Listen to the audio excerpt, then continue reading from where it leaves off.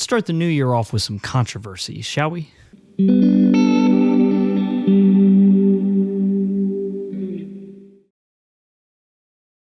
Now, I would be lying to you if I told you that part of my reason for wanting to make this video was because this is a popular and controversial topic. Wasn't because this is a popular and controversial topic. Carry on. And I'm looking to grow the channel, so that seems to go well with the YouTube algorithm, because for some reason our human nature is to fight and argue about things. But in today's video, I want to take a look at something both from my point of view and the overall big picture of it. So because of that, just a heads up, there won't be a lot of playing in this video. I will mainly be talking about this, mainly because I don't have the pedal that I'm going to talk about. Spoiler alert. But hey, KDH can do it. Why can't I? You see, there's a hot button issue that rears its ugly head in the guitar and musical gear community every couple of months. It is a tale old as time, and it generally looks something like this. I'm going to call it the 7 steps of a flippening. Step 1, company announces a cool piece of gear. Step 2, company hypes up this piece of gear with a video or some other kind of promo. Step 3, everyone gets super pumped about this piece of gear. Step 4, company announces that this piece of gear is actually limited to X number of pieces. X here represents a number that is way too small for you to have any shot at buying in any kind of regular manner. Step 5, the product is released and sells out within the hour. Step 6, product is then put on the second-hand market for at least 2-3 times what it was new. And step 7, people flock to social media and forums to complain about this. Wash, rinse, repeat. And this isn't unique to the musical community at all. This happens in just about every hobby I'm into. Cameras, watches, sports and concert tickets, Magic the Gathering, Pops, I mean food even has this happen. Heck, I made the poor and weird choice to get into mechanical keyboards recently, and yep, sure enough there, limited edition things that are going for way too much on the secondhand market. Fuck.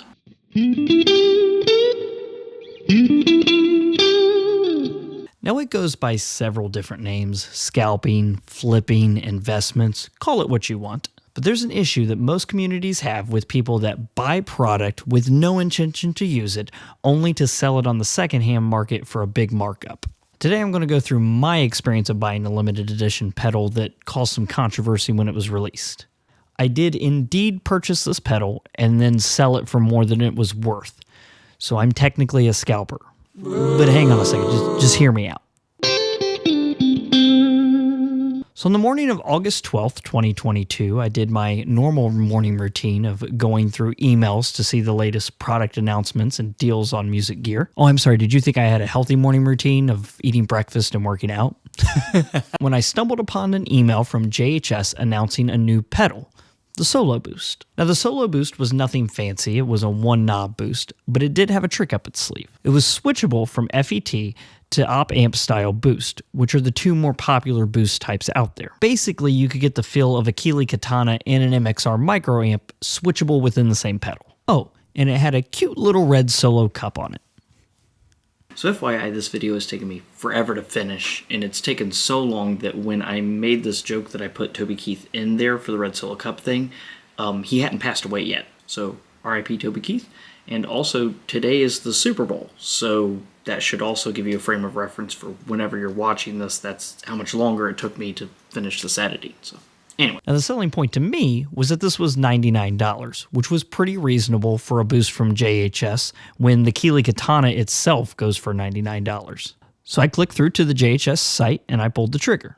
Now, the product page did mention that there were 817 of these made. It also mentioned that this was a scrapped JHS product that they had ultimately decided not to do a full production run of after the initial batch was made. But I'm going to be honest, I didn't really get the vibe that this was going to be a collector's item. It didn't have a fancy paint job, it wasn't a long-awaited pedal, it didn't have any rare parts in it, Josh Scott himself did not make it, it wasn't even something that I thought anyone would pay very much above sticker price for. I turned out to be very wrong.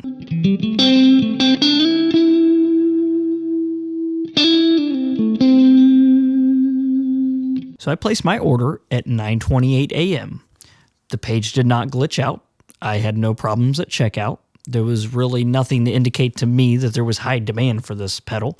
And as a matter of fact, I actually checked in about an hour or two later and there was still stock there. So in my opinion, if you really like JHS and you're subscribed to their email list, you probably had a shot at this pedal. Then the JHS show dropped the promotional video for this pedal around noon and everything hit the fan. I don't have the actual numbers for how quickly these sold out after the video dropped, but it was pretty quick. And immediately steps 6 and 7 of the 7 stages of flippeting happened. Gonna be honest, I don't know if that's what I called it in the beginning, and I'm not going to look back and check. Within a week or so, when people actually started getting the pedals, they started popping up on Reverb for $250, $300, $500. It was absolutely insane. And some of the hate that I saw for these scalpers in different forums and groups was crazy. 1-star reviews started popping up on Reverb for the pedal itself. As a matter of fact, as of the recording of this video, the pedal still has a 3.8 meh score. A lot of these reviews have nothing to do with the pedal itself, just the people selling it. And from reading the comments and reviews on this, you would think that these were stolen from people's grandmothers. Shut up, you old pig! Keyboard warriors came out of the woodwork to argue about this. Scalpers were scum. JHS was scum. No, JHS wasn't scum. Capitalism was scum. Socialism was scum. The scum was really the friends we made along the way. It was nuts. But after all that hype, was it really that crazy?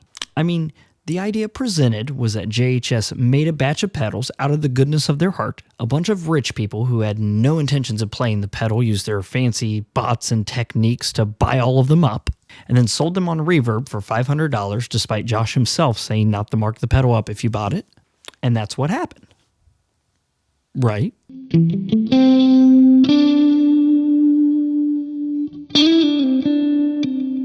I'm going to put a pin in the aftermath real quick to finish my storyline. So I received the Solo Boost, and it was great. Not bad, certainly above average, but it wasn't a, oh my goodness, I absolutely cannot sell this pedal kind of experience. It was indeed exactly what JHS advertised it to be, a boost pedal with 2 different flavors. That's it. That's it? That's it. I did open it up and I played it for a few days. I tried it with other pedals. I even shot a short demo with it.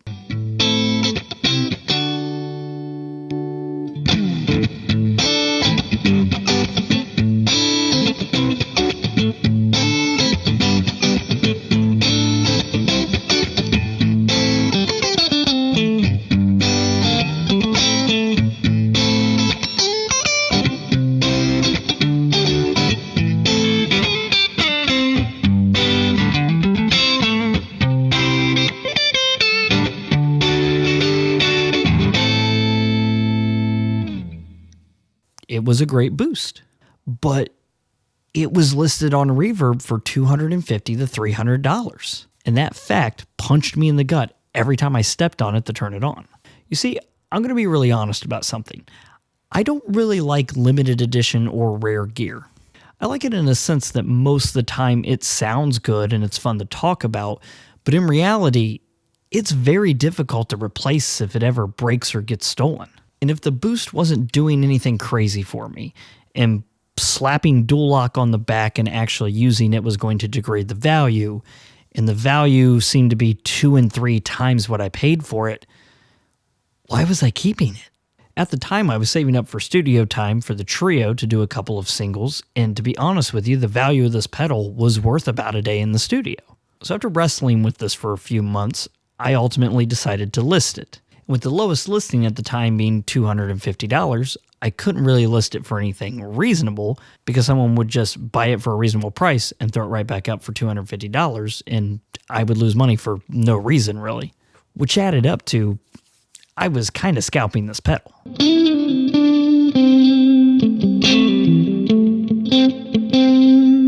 Now, selling this pedal was a bit harder than I thought it would be because, spoiler alert, these crazy prices that you see listed on Reverb making headlines, nobody's paying them. I think this is very important to keep in mind. Just because someone lists it for a price does not mean it's worth that price. Heck, that doesn't even mean that's what they're actually selling for.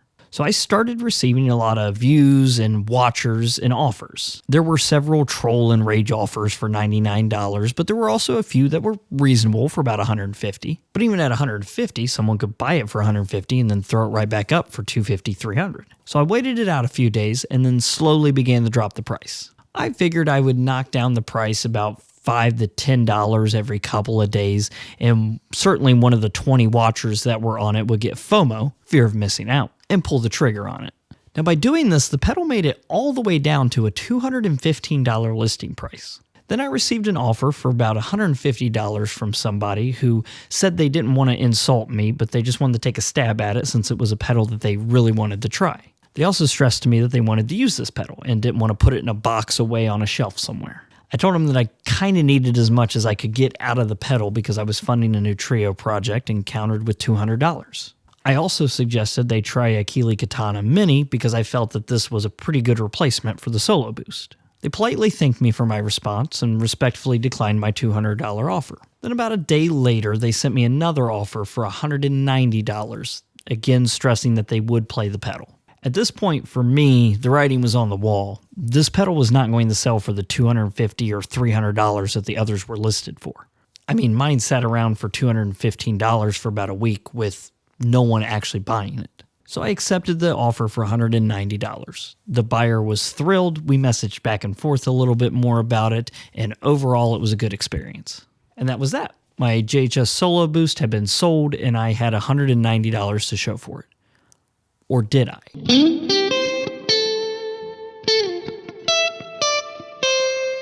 So to me, this is where things get interesting. Because earlier in the video, I laid out what most people think of scalpers. A bunch of rich people that have no intentions of ever playing the gear, buying it just to sell it up for some crazy markups. But as I mentioned, my listing just sat there at $250. Heck, it sat there at $215. It ultimately sold for $190. So what were these things actually selling for? Because again, if you looked at the listings, they were $250 and above. So I decided to look at the Reverb price analysis for this video.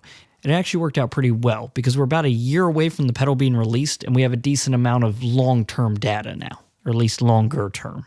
The highest a JHS Solo Boost has ever sold on Reverb for is $319, which is actually kind of crazy. That one was also one of the first few actually listed and sold on the platform.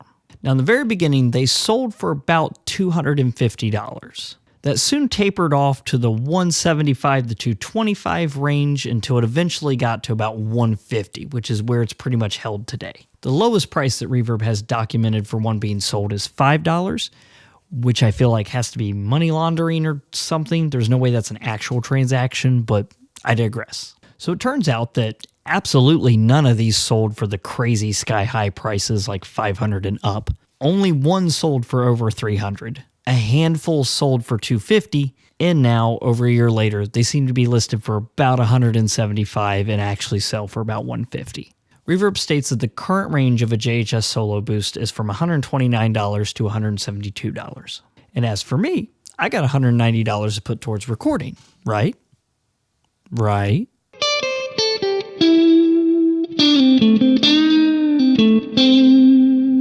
Well, as you know, by time Reverb, FedEx, and Uncle Sam get their cut, no.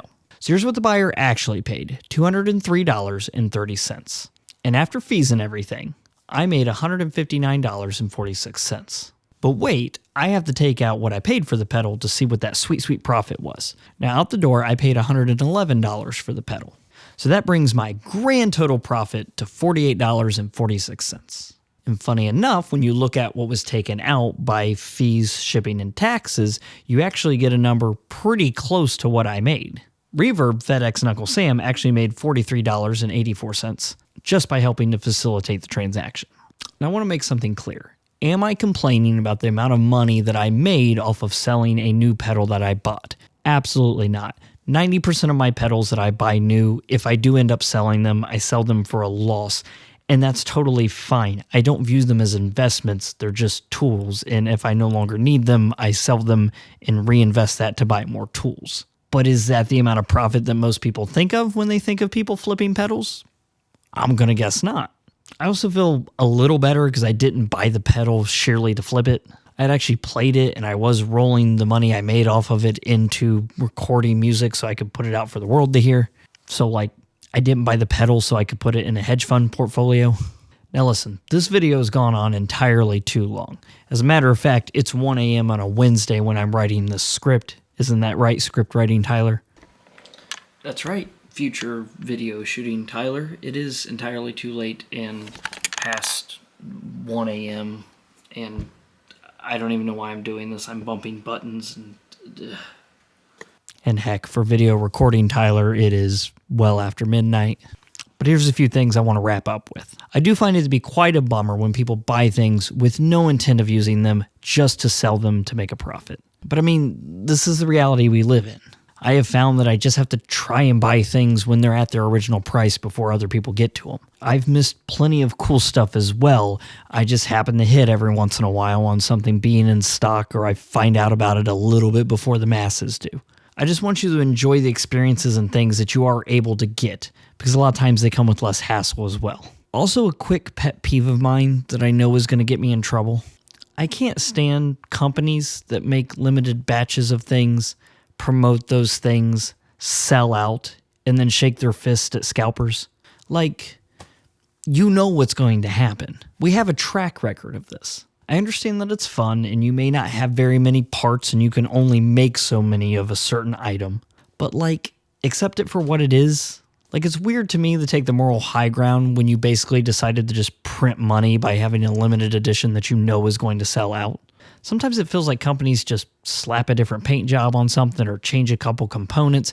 That way they can make 500 and pretty much guarantee that they're going to sell 500 units. Which, listen, is a fine business plan and I respect it. But like, don't do that and then follow it up with a seething video or social post about how evil people are for buying this limited edition thing and then try to make money off of it. It just feels weird to me to wag your finger at scalpers with one hand and then gleefully take their money with the other. And I know this is a slippery slope. I get it. I've seen companies that have tried to minimize this effect, but I don't know. It just feels kind of weird to me. Also, for the record, most limited edition things that I've bought, I still have and use. I'll probably do several videos on them, but there are many pieces of my collection that are worth several times what I paid for them.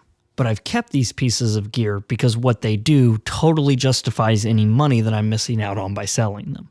But if you do have a piece of gear that you can't justify keeping because of what it's selling for, I don't think it's wrong to sell that piece of gear for what someone else thinks it's worth. Now listen, I don't have the numbers on how many people are actually buying the gear just to flip it and how many are buying it and then seeing the value and being like, well, I can't justify keeping it. But after looking specifically at the Solo Boost data, I just don't think these are a bunch of rich people that are rolling in and buying all of these and then selling them at top dollar just to watch the musical gear community suffer. Which does bring me to my final point. Don't buy absurd markups unless you view it as a collector's piece. I can almost assure you that once a piece of gear starts going for 2, 3, 4 times what it initially sold new for, there's probably something else on the market that does the same thing 90% of the way there that is way more affordable. And if that one ever breaks or you want another one, you're going to be able to actually replace it for a reasonable amount of money. Honestly, at this point, when a company does a limited run, I just look at it as a collector's item and move on. Sure, the item functions. Sure, the company may put out a video saying that they want people to use these and them not rot in a box. But if there's not enough to go around, I just view it like owning a vintage 50s Corvette. It would be fun to have, but it is a collector's item. It's not a daily driver. Could you use it as a daily driver? Sure. Would it be worth it to pay the markup to get one and then use it as a daily driver? No. No, it would not. Cue the person in the comments that's going to argue with me that they have a vintage 50s Corvette and they do use it as a daily driver and I'm stupid. Sure. But I don't know. In my opinion, a lot of times the limited pieces of gears are more collector's items. So there you go. There's one guy's thoughts on limited edition items and flippers. It may seem like I'm being too soft on flippers, and really I probably am, but at the end of the day, I'm just trying to view things as they are versus what I wish would happen.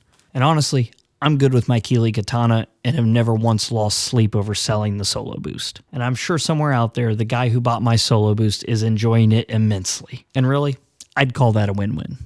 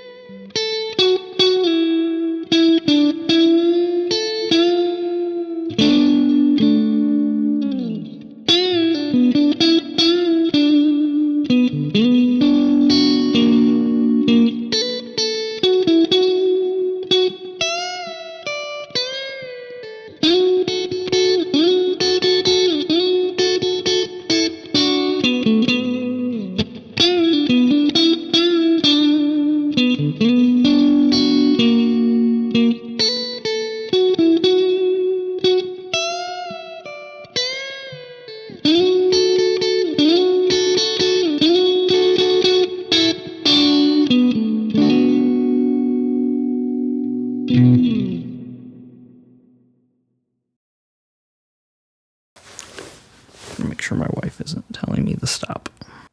She's not. We're good.